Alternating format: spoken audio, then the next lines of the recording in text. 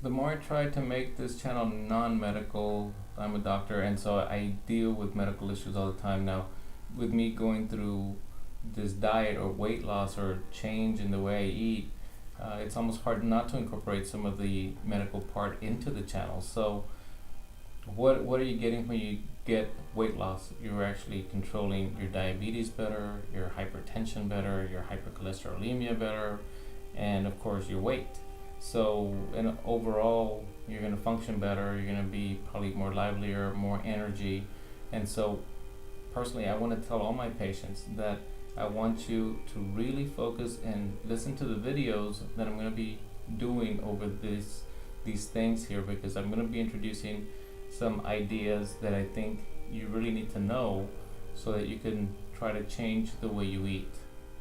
My weight loss so far has been going very well, but I haven't based it on anything in particular. I actually just did away with things I didn't want to eat anymore because I knew they're bad for me. So bread, tortillas, a lot of the sweets, a lot of the fats. I just kind of eliminated all of those things from my diet. Plus, I incorporated exercise every single day to the best of my ability so that I can try to improve on my endurance, on my stamina, and actually feel better and help that weight loss as well. So I didn't want to just do a diet without not doing the exercise. I have to do the exercise as well. And that's one thing that I want everybody to understand, that you need to change the way you eat, but you also have to incorporate some exercise. It doesn't have to be great, it just has to be something so that you can not hurt yourself but actually improve yourself. Now, like I mentioned in my other video, my cousin did send me a book that was called, and I introduced it last time, it was Bright Line Eating, and it's written by Susan Pierce Thompson. She's a PhD, and she does a very good job of explaining, the concept of diet and what happens in the brain and why it's important to understand these things. Now, I'm going to explain this book and talk about this book as I go along reading it. I read the first section of the book, so I'm going to talk about the first section to you now. I think it's a very important section to understand and to grasp the idea of what she's talking about. I assume that the rest of the book is now going to tell me things I should do to improve my diet. And hopefully I'm going to incorporate some, if not all, of her concepts so that we can kind of help the weight come down. And hopefully that you, by listening to these little series of videos that I'm going to make, it will help you understand what she's talking about, so that maybe not only my patients but everybody that's listening can incorporate it into your diet and make those changes that are necessary to improve ourselves. So the first section of the book actually is very interesting, and it really deals with the brain. It deals with what people go through as far as diet, and the biggest thing initially is the willpower, and she talks about a willpower gap. Now, willpower is a function of the brain. There is actually a place that it is controlled, and that's the anterior cingulate cortex. Now, in this area, it's very sensitive to glucose, or your sugar in your body. So as we go making decisions, because apparently willpower in that section of the brain also has a lot to do with making decisions, and think of all the decisions you make during the day. There are tons of decisions. So this section of the brain allows you to focus. Willpower allows you to focus, helps you make choices, regulates all your decisions. And so as the day goes on, all of those things will fatigue you, and as your sugar level comes down throughout the day, then you're prone to make worse choices and your willpower goes down, and therefore that's when sometimes you would cheat on your diet. So that's what that's explaining about willpower and a willpower gap there.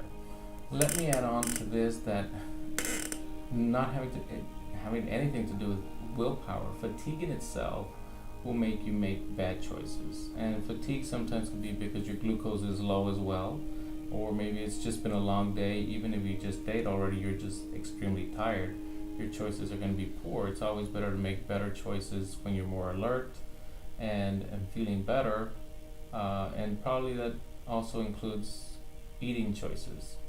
Maybe when you're so fatigued, you shouldn't make eating choices either. we'll see what the rest of the book tells me on this. But let's go on to another thing that it mentioned here. It talked about insatiable hunger. And this is just a feeling that you just can't stop eating, that you want to keep on eating more. There was an explanation of a study that showed that the more food that's there, the more people are going to keep on eating and eating. And you keep on refilling a plate with food, people are going to keep on eating. And they tend to eat more than those people that their plate ran out, so they just leave it and that's it. So that's something that has changed over time. Now, there is a molecule in your body called leptin. It's made in fat cells, and it talks about this molecule because this is the signal that is sent to your brain, to the hypothalamus and the brainstem, that telling you it's time to stop eating, and you need to stop eating. I'm full. That's it. Well, some people have leptin resistance. Now, listen to this real closely, okay? Because they talk about your insulin level. Now, insulin is what puts your sugar away in fat cells, right? So you eat something and insulin is made in your pancreas, and now you have a lot of insulin, and that insulin puts away your glucose into fat cells. Now, the higher your insulin level, insulin apparently also blocks where leptin works. So if insulin is very high, that signal to stop eating is not going to work. And so people tend to want to eat more and more and more. And so they talk about how artificial sweeteners can increase your insulin level. And I actually went in and I looked at one of the studies, and it showed artificial sweeteners will increase your insulin level. However, this is for your diabetics, it does not increase your sugar level. Okay, so artificial sweeteners do not increase your sugar level, but they do increase insulin levels. Now, the problem with the insulin level being high is that it does block leptin, and we need to not block that molecule. So now we know that having a high insulin level is bad. Now, how do you improve your insulin levels? Eating better actually improves your insulin levels, decreasing the amount of fat, the sugars. You'll actually do a lot better in bringing those insulin levels down, decreasing your weight. You're going to improve as well. Exercise will help you as well. So just getting in shape and eating right is going to help those insulin levels. Now, one more thing that she talked about in the beginning of this book was an area of the brain, which is the nucleus accumbens. And in this area, it's your pleasure reward area, okay? And so basically, this is a really important part here, guys. Listen into this part, okay? It's telling you that certain things will give you pleasure.